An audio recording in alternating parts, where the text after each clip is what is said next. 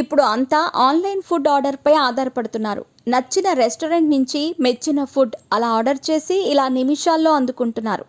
అయితే దీని వెనుక పెద్ద ప్రాసెసే ఉంటుంది. ఇప్పుడు హోటల్స్ అసోసియేషన్ సంచలన నిర్ణయం తీసుకుంది. స్విగ్గీని బాయ్కాట్ చేయాలని హోటల్స్ యాజమాన్యం నిర్ణయించింది. విజయవాడలో సమావేశమైన హోటల్స్ యాజమాన్యాలు స్విగ్గీ వ్యవహారంపై చర్చించారు.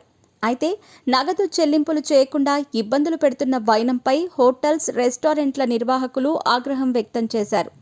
ఈ సందర్భంగా ఆంధ్రప్రదేశ్ హోటల్స్ అసోసియేషన్ అధ్యక్షులు ఆర్వి స్వామి, కమిటీ కన్వీనర్ రమణారావు మాట్లాడుతూ, ఈ నెల 14వ తేదీ నుంచి రాష్ట్రంలోని హోటల్స్, రెస్టారెంట్లలో స్విగ్గీకి అమ్మకాలు నిలిపివేశామని ప్రకటించారు.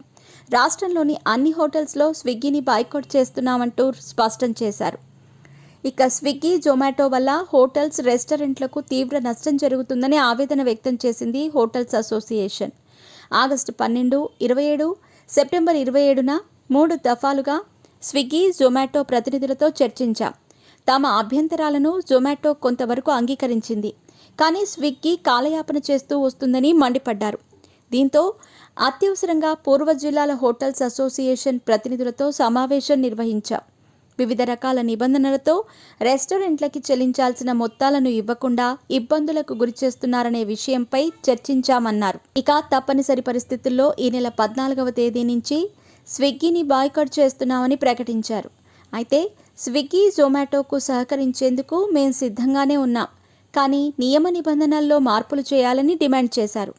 క్రేజీ ప్యాకేజీల పేరుతో తయారైన ఆహారం కంటే తక్కువ ధరకు విక్రయాలతో మేం నష్టపోతున్నామంటూ ఆవేదన వ్యక్తం చేశారు హోటల్స్ అసోసియేషన్ అధ్యక్షులు ఆర్వి స్వామి, కమిటీ కన్వీనర్ రమణారావు.